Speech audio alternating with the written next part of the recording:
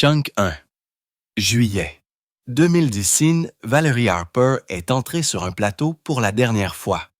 Elle avait 69 ans et se mourait. Le cancer s'était propagé à son cerveau 6 ans plus tôt. Les médecins avaient dit qu'il ne lui restait que quelques mois à vivre, mais elle était là, train de tourner une comédie sur les sex toys. L'équipe n'arrivait pas à y croire. Elle récitait ses répliques à la perfection. Son timing était impeccable, mais quelque chose était différent. Sa façon de bouger, sa façon de faire des pauses entre les mots. Les fans qui ont vu ce dernier épisode l'ont remarqué immédiatement. Ils ont dit qu'elle avait l'air de faire ses adieux. Ce qui s'est passé durant ces derniers instants allait choquer tous ceux qui la connaissaient. Elle est née le 22 août 1939 dans un endroit appelé Suffern, New York. Le nom sonnait comme une blague.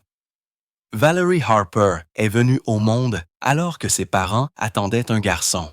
Mais quand ils l'ont vue, ils ont choisi un nom inspiré des stars du tennis Valerie Scott et Kay Stammers, qui avaient remporté un match de double ce jour-là. Son père, Howard, était un vendeur itinérant d'éclairage qui est devenu plus tard président de Duro Test Corporation. Sa mère, Eva, était une infirmière canadienne de Saskatchewan. Elle avait grandi dans la froide et rude région frontalière. Dès le début, la vie de Valerie n'est jamais restée au même endroit. Avant qu'elle ait fini le lycée, sa famille a déménagé 8 fois. Quand elle avait seulement 2 ans, ils ont quitté Northampton, Massachusetts, et ont déménagé à South Orange, New Jersey. Puis, ils sont allés Californie, puis au Michigan, puis Oregon, puis au New Jersey à nouveau. Chaque nouvel endroit signifiait une nouvelle école, de nouvelles personnes, et la nécessité de s'adapter rapidement. Son père était absent la plupart du temps, toujours sur la route. Sa mère devait élever les enfants presque seule. Valerie a appris très tôt à lire une pièce, à ajuster sa personnalité et à se fondre dans la masse. Cette compétence deviendrait son super pouvoir. À seulement 2 ans, elle a pris son premier cours de danse à South Orange. Chunk 2. Quelque chose a fait tilt. Au moment où ils ont déménagé à New York, elle était obsédée par le ballet. Elle s'est entraînée dur dans les meilleurs studios de Manhattan. À 15 ans, elle est entrée dans le corps de ballet du Radio City Music Hall. Cela signifiait qu'elle dansait sur scène dans l'un des théâtres les plus célèbres d'Amérique, aux côtés de 36 filles tutus brillants. Ce n'était pas un hobby, c'était une question de survie. La danse lui donnait une structure. Elle lui donnait le contrôle. Quand sa famille a déménagé plus tard. Oregon, Valerie est restée à New York. Elle était encore adolescente, mais elle a choisi son rêve plutôt que le confort. Elle faisait la navette entre Jersey City et Manhattan plusieurs fois par semaine, tout fréquentant Lincoln High School. 1956, elle a commencé à danser professionnellement au Radio City. Elle n'avait que 16 ans. Au Radio City, la compétition était brutale. Le processus d'audition était intense. Des centaines de filles ont essayé. Seulement 36 ont été retenues. Et Valerie était l'une d'elles. Elle a dansé malgré l'épuisement, la douleur, le rejet. Les danseuses ne duraient pas longtemps. Les blessures, la pression du poids et l'âge les poussaient dehors rapidement. Le salaire était bas. Les heures étaient longues et personne ne se souciait de votre épuisement. Valerie a tout vu. Certaines filles ont développé des troubles alimentaires. Certaines sont parties brisées, mais Valerie est restée laide. 1966, elle a obtenu son premier rôle à Broadway, rejoignant la distribution de Les Labner Remplacement. Elle ne faisait pas partie de la distribution originale, ce qui signifiait qu'elle devait intervenir à tout moment lorsque quelqu'un d'autre se blessait ou partait. Ce n'était pas inhabituel, mais c'était difficile. Il fallait apprendre les mouvements rapidement, jouer sans répétition complète et ne jamais se plaindre. Mais quelqu'un l'a remarqué, Michael Kidd, le chorégraphe. Il allait la caster à nouveau, ce qui l'a aidé à passer de danseuse de fond à quelqu'un dont on se souvenait réellement. Chunk 3. Elle a également participé à la version cinématographique de 1959 du spectacle, sa première fois à l'écran. Son grand tournant ne s'est pas produit sur scène, cependant. Il est venu avec la comédie. Au milieu des années 1960, elle a rejoint Second City à Chicago. C'est là qu'elle a rencontré son premier mari, Dick Shaw. Ils ont tourné ensemble, jouant une comédie d'improvisation brute, réelle et pleine de cœur. Un soir à Toronto, elle a joué un personnage qui avait une crise catatonique et devait rester figé pendant que le public riait. Ce moment l'a changée. Elle a réalisé que la comédie pouvait être plus puissante que la danse. Elle pouvait relier la douleur au rire. C'est à ce moment-là qu'elle a su qu'elle avait trouvé sa voie.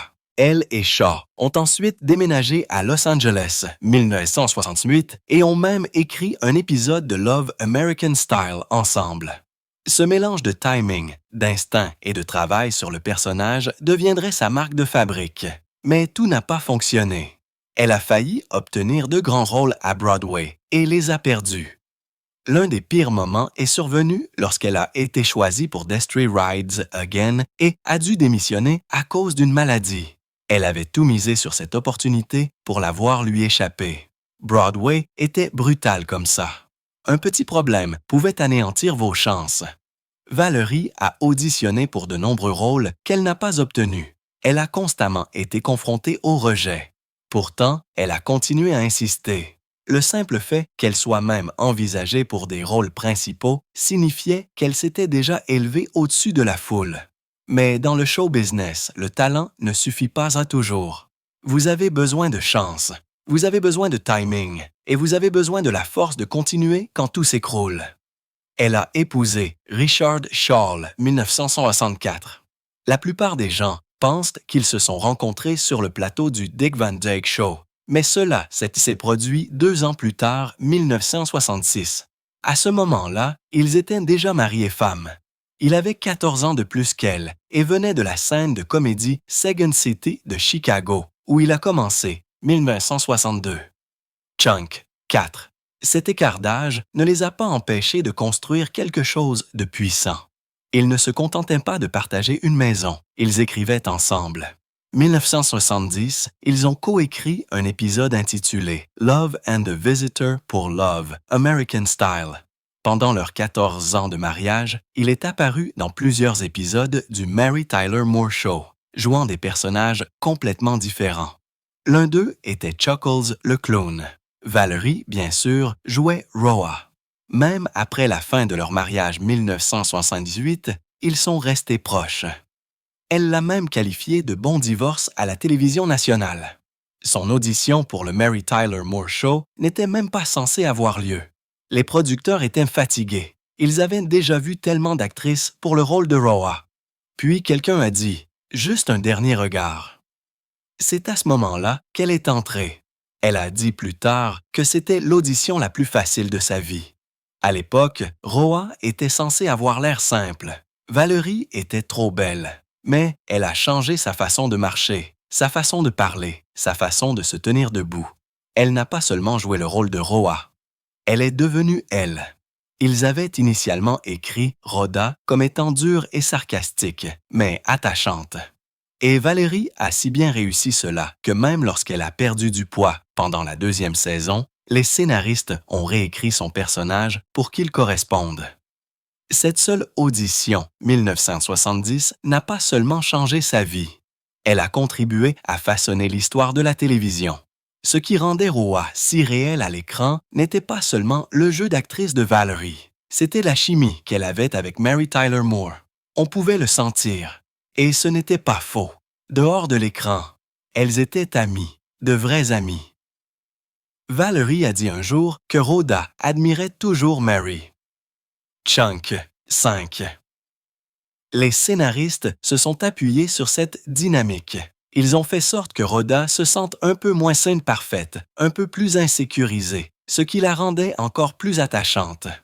Valerie a remporté 3 Emmy Awards consécutifs pour avoir joué Roa dans le Mary Tyler Moore Show 1971, 1972 et 1973.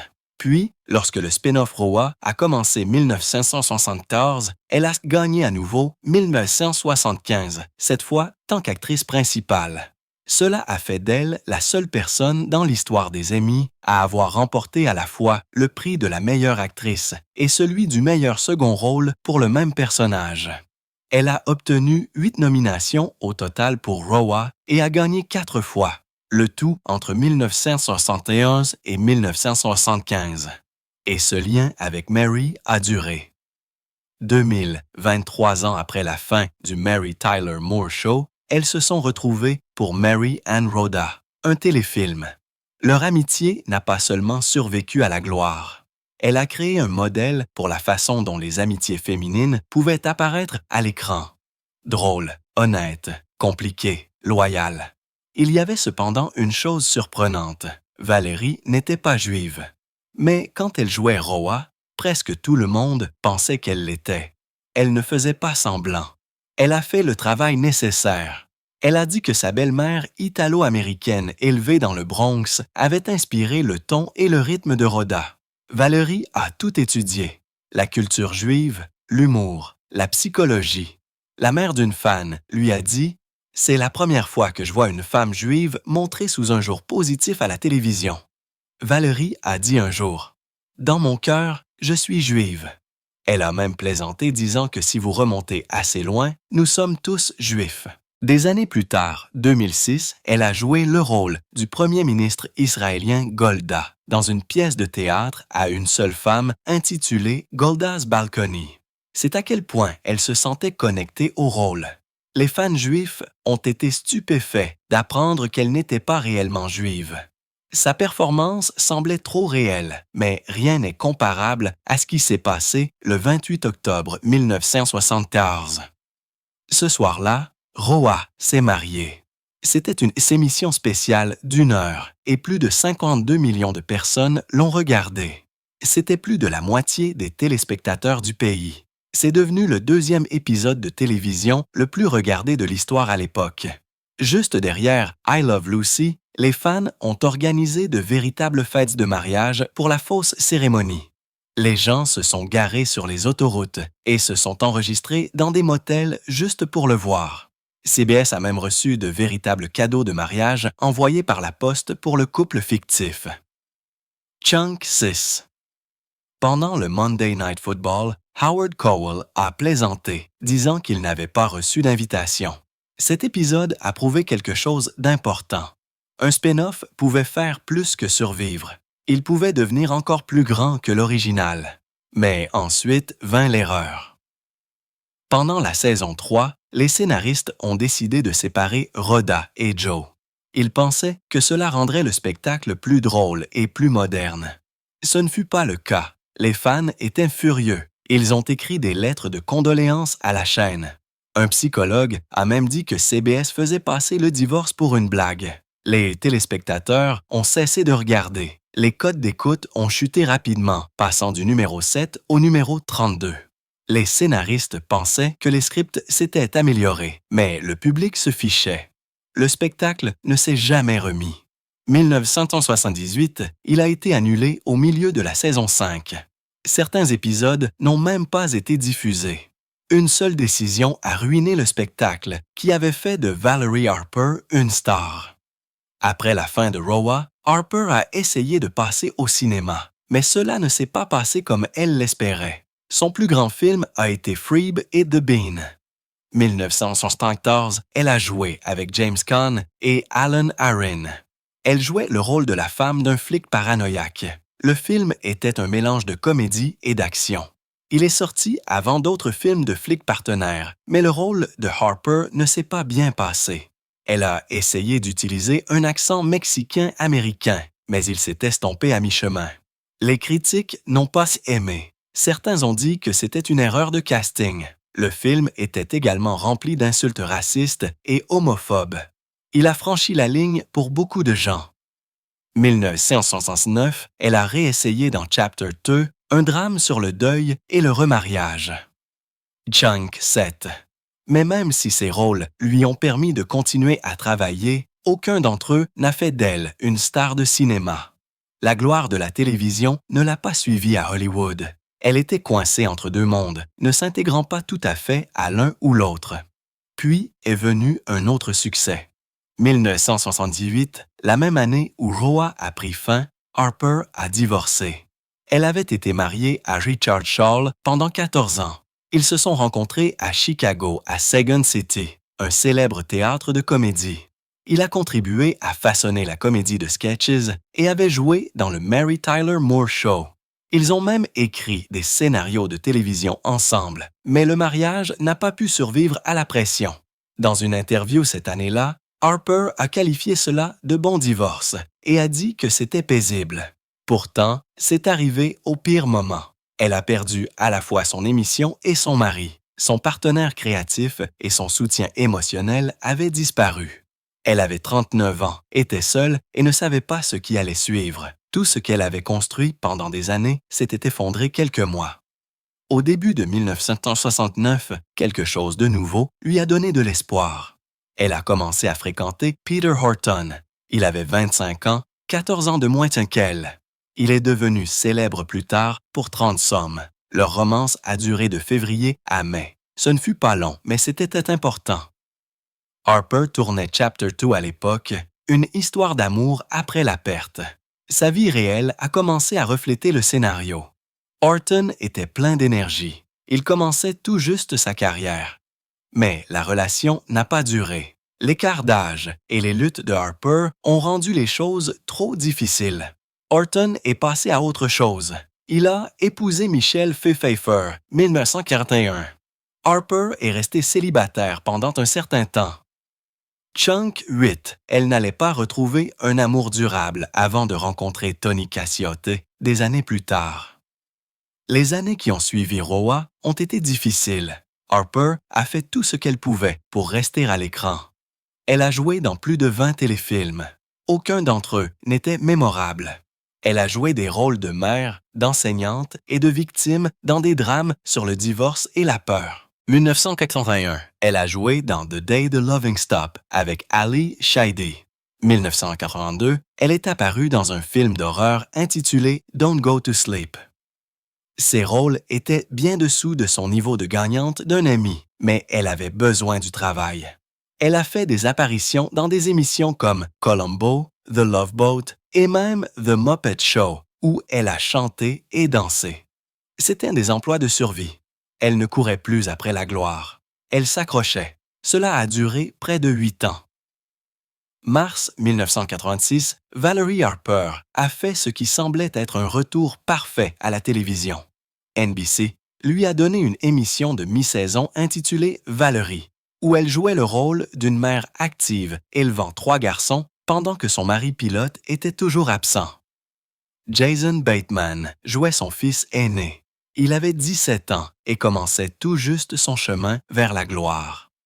Au début, l'émission n'a pas attiré beaucoup d'attention, mais à la fin de la saison 1, elle a commencé à se développer.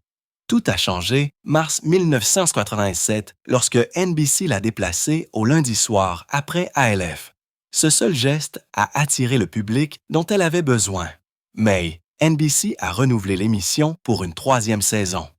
Après des années d'absence des projecteurs, Harper était de retour au sommet.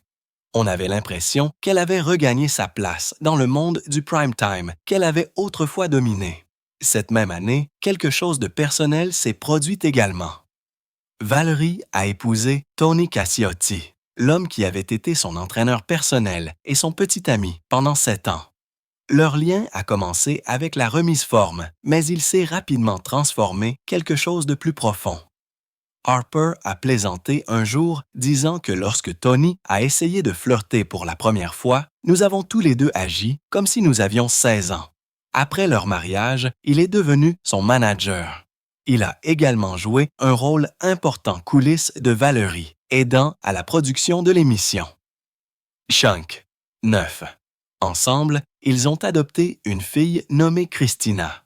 De l'extérieur, il semblait que Harper avait tout pour elle. Une famille aimante, le contrôle sur son travail et une émission qui a finalement trouvé le succès. Mais ce qui allait suivre allait tout détruire. Mai 1987, Harper et Casciotte ont demandé plus d'argent. Son contrat original la payait 56 007 et 50 par épisode 1985, ce qui devait passer à 90 000 d'ici la saison 6. Elle avait également 10 % des bénéfices de l'émission, mais il voulait une augmentation qui ferait de Harper l'une des stars les mieux payées de la télévision. Ils ont demandé 100 000 par épisode tout de suite, passant à 140 000 d'ici 1991, plus une part massive de 35 % de tous les bénéfices. Le studio a résisté. Harper et Cassiotti ont quitté le plateau, pensant que la chaîne céderait comme elle l'avait fait il y a des années, pendant Raw A. Mais cette fois, c'était différent. Le chef de NBC, Brandon Tartikoff, a déclaré qu'il la remplacerait si le drame ne cessait pas. Une nouvelle offre est arrivée le 2 août, 65 000 par épisode maintenant, passant à 60 à 125 000 ça, plus tard, avec 12 horizons 5 % des bénéfices. Mais le mal était fait. La confiance avait disparu et ce qui a suivi a été brutal. Août 1987, NBC et Laura ont franchi la dernière étape. Ils ont viré Harper de l'émission qui portait son nom. Ils ont dit qu'elle avait été perturbatrice et qu'il était difficile de travailler avec elle. Devant le tribunal, ils l'ont même accusée de s'être jetée sur un producteur et d'avoir créé un environnement hostile. Ils l'ont poursuivie pour 7 millions de dollars, affirmant qu'elle avait nui à leur capacité de syndiquer l'émission. Et pour couronner le tout, ils ont tué son personnage dans un accident de voiture qui s'est produit hors écran. Juste comme ça, Valerie Hogan avait disparu. Sandy Duncan est arrivée tant que Tante Sandy, et l'émission a reçu un nouveau nom. La famille de Valerie. Le studio a dépeint Harper comme étant avide, instable et impossible à travailler avec elle. À un moment donné, leurs avocats l'ont qualifiée de mégère avide et ménopausée. Son nom a été effacé des génériques. Sa carrière semblait terminée, mais Harper n'a pas reculé. Elle s'est battue devant les tribunaux et le 16 septembre 1948, elle a gagné. Un jury a conclu que Laura Heure l'avait licenciée à tort. Chunk. 10. Les dommages-intérêts se sont rapidement additionnés. Harper a reçu 1,4 million de dollars pour les salaires perdus et 12,5 % des bénéfices de l'émission, ce qui pourrait atteindre 15 millions de dollars. Tony a reçu 220 000 dollars pour avoir été démis de ses fonctions de producteur. Harper a également reçu 200 000 dollars pour un téléfilm qu'elle était censée faire. À la fin du procès, elle a déclaré « Nous avons gagné financièrement, nous avons gagné moralement. » Elle n'a pas seulement gagné de l'argent, elle a blanchi son nom. Elle a prouvé qu'elle n'était pas la méchante qu'ils avaient fait d'elle. Elle et Tony ont donné une grande partie de l'argent à des œuvres caritatives. Mais la chose la plus importante qu'ils ont récupérée était leur dignité. Pourtant, la blessure d'avoir été remplacée ne s'est jamais complètement cicatrisée. Regarder Sandy Duncan reprendre le rôle qu'elle avait créé était douloureux. L'émission a continué sans elle. NBC avait déjà engagé Duncan pour un autre projet, mais ils n'ont pas trouvé d'utilité pour elle. Alors, ils lui ont donné l'émission de Harper. Cette partie a fait mal. Même si Harper a poursuivi plus tard pour 180 millions de dollars, les dommages émotionnels avaient déjà été causés. Elle a dû s'asseoir et regarder quelqu'un d'autre élever les enfants qu'elle avait autrefois appelés les siens. Sur l'émission, elle a aidé à construire à partir de zéro. Avec les portes de la télévision qui se fermaient, Harper est retournée à ses racines. Elle est retournée à Broadway. L'un de ses plus grands moments est survenu dans Story Theater, une pièce d'ensemble directe qui a rappelé à tout le monde l'étendue de son talent. Elle avait fait Broadway bien avant d'être dans Roa. Elle avait été dans Wildcat, Subways Are for Sleeping, Something Different et d'autres. Le théâtre direct était là où elle a commencé. Et maintenant, cela lui a donné une seconde chance de montrer qu'elle était plus qu'une simple star de sitcom. À un moment où sa carrière à la télévision s'effondrait, la scène lui a redonné son sens du but. 2001, Harper a essayé quelque chose de nouveau. Elle s'est présentée à la présidence de la Screen Actors Guild. C'est devenu l'une des élections les plus passionnées de l'histoire du syndicat. Harper a obtenu 10 692 voix. Melissa Gilbert a gagné avec 12 280. Chun Yi-chunk, 11. Cette défaite a fait mal parce que Harper avait travaillé dur pour protéger les droits des acteurs pendant une longue et douloureuse grève 2000. Elle avait le soutien de noms comme Martin Sheen, Gregory Peck et Sarah Jessica Parker. Gilbert avait Tobey Maguire, Deborah Messing et la plupart de la distribution de West Wing. La campagne est devenue laide. Gilbert a qualifié Harper de marionnette pour l'ancienne direction syndicale. Le camp de Harper a riposté, disant que Gilbert avait une fois joué dans un film non-UN. Ce n'était pas seulement de la politique, c'était personnel, et cette fois, Harper a échoué. Mais ensuite est arrivé quelque chose de remarquable. 2010, Harper a joué To la Bankhead à Broadway et Loop. Elle avait 70 ans. C'était un rôle différent de tous ceux qu'elle avait fait auparavant. Bankhead était sauvage, audacieuse, scandaleuse, et Harper a réussi à la perfection. Les critiques l'ont adorée. Ils ont détesté la pièce, mais ils l'ont adorée. L'un d'eux a dit qu'elle était excellente dans chaque scène. Même si le spectacle a fermé tôt après seulement 33 représentations, Harper a obtenu sa première et unique nomination au Tony. Elle n'a pas gagné. Viola Davis a gagné pour Fences, mais la nomination à elle seule était une preuve. Valerie Harper l'avait toujours. Toujours vive, toujours puissante. 2000, juste avant ce moment à Broadway, ABC a fait un cadeau aux fans. Le 7 février, ils ont diffusé Mary and Roa, un film de réunion de 2 heures qui a ramené Harper avec Mary Tyler Moore après 23 ans. L'histoire a repris avec Mary, maintenant veuve. Son mari a été perdu dans un accident d'escalade. Roa avait déménagé à Paris et avait divorcé à nouveau après que son deuxième mari l'ait trompée. Maintenant, ils étaient de retour à New York, chacune avec des filles à l'université. La fille de Roa, Meredith, était pré-med à Barnard. La fille de Mary, Rose, étudiait l'anglais à NYU. Elles se sont réunies dans le duplex de Mary sur la 84e et Central Park West. Chunk Dulve. L'ouverture a joué la version de Joan Jett de Love is All Around. Les fans se sont branchés pour la nostalgie. Et tandis que certains critiques pensaient que Mary avait perdu son étincelle, Harper s'est glissée directement dans son rôle de Roa. C'était la dernière fois qu'elles apparaissaient ensemble, et pour Harper, c'était un adieu discret au rôle qui l'a rendue célèbre. 2009. Valerie Harper allait juste passer une radiographie de routine. Rien ne semblait mal, mais ce que les médecins ont trouvé a tout changé. Il y avait une tache étrange sur son poumon droit. Elle ne fumait pas.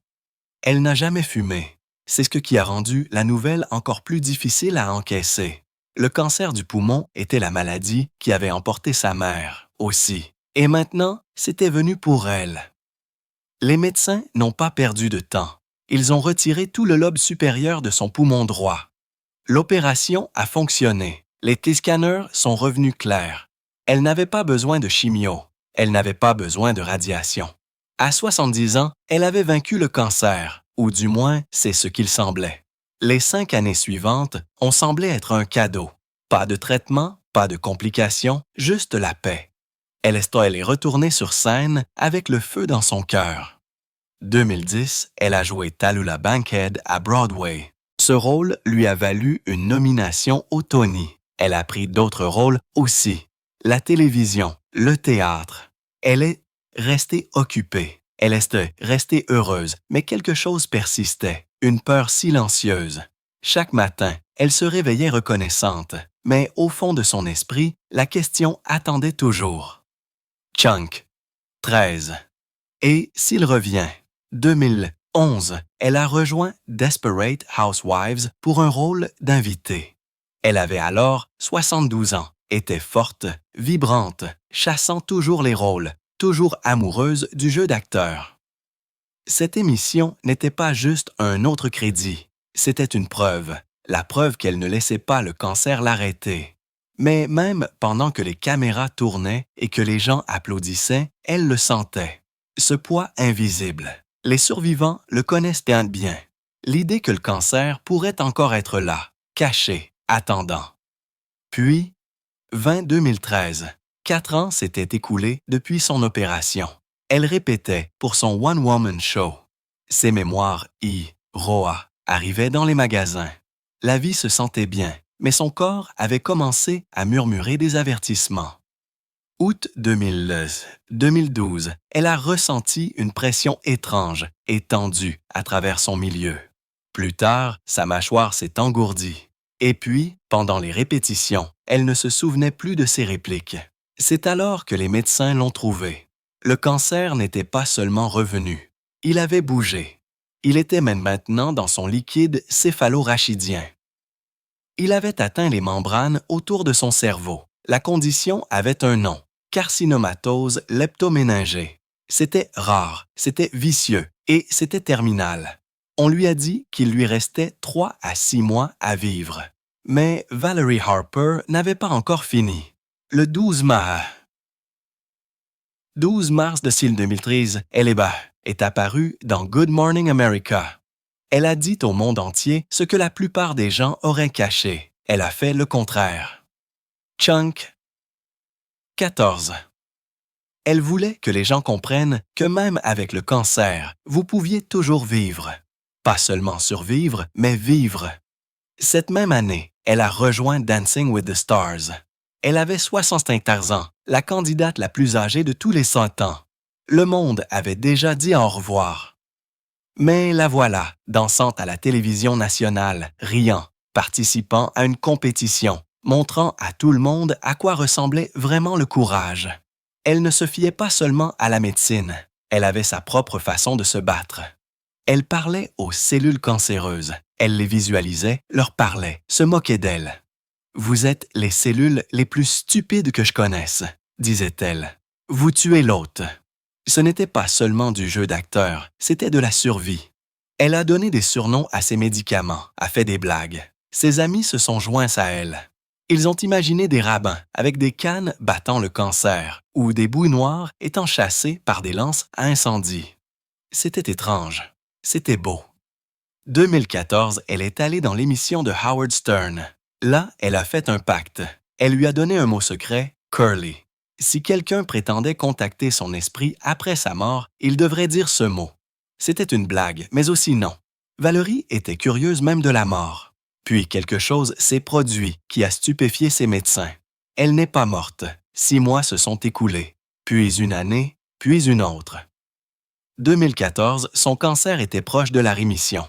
Elle avait déjà survécu aux pires prédictions. À la fin, elle allait vivre plus de 6 ans après ce deuxième diagnostic. 2013, pendant cette première année de retour du bord du gouffre, elle a retrouvé ses anciens collègues de la distribution du Mary Tyler Moore Show dans Hot in Cleveland. Mary Tyler Moore, Betty White, Cloris Leachman, Georgia Engel, tous ensemble une dernière fois. Ils ont joué d'anciennes coéquipières de bowling. Chunk, 15. Ils ont plaisanté, ils ont ri, mais tous ceux qui regardaient savaient que c'était un au revoir. 2018, sa santé déclinait. Pourtant, elle a accepté un dernier rôle d'actrice. C'était une comédie audacieuse sur YouTube appelée Liza on Demand. Elle avait 69 ans. L'épisode a été diffusé juillet. Elle portait une simple robe, parlait ses lignes avec aisance. Elle jouait le rôle d'une femme qui reçoit une livraison de sex-toys par erreur. Elle a ri tout au long du rôle, a même plaisanté à ce sujet. C'était Valérie. Honnête, courageuse, toujours représentation. Juillet 2019, les médecins ont dit qu'il était temps pour les soins palliatifs. Son mari, Tony Cacciotti, a refusé. Ils étaient mariés depuis 32 ans. Il n'était pas prêt. Il a posté ligne « Je ne la mettrai pas soins palliatifs et je ne peux pas ». Il a engagé de l'aide 24 heures sur 24. 2 soignants sont restés à ses côtés. Les amis et les fans ont collecté plus de $600 pour aider. Tony est resté avec elle tout au long de cette épreuve. Puis, le 30 août 2019, à exactement 10h06 du matin, Valerie Harper est décédée. Elle avait 80 ans. Elle avait vécu 10 années complètes après son premier diagnostic. 6 ans et 7 mois après que les médecins lui aient donné 3 mois à vivre. Elle a été enterrée au Hollywood Forever Cemetery. Elle a rejoint les légendes parce qu'elle était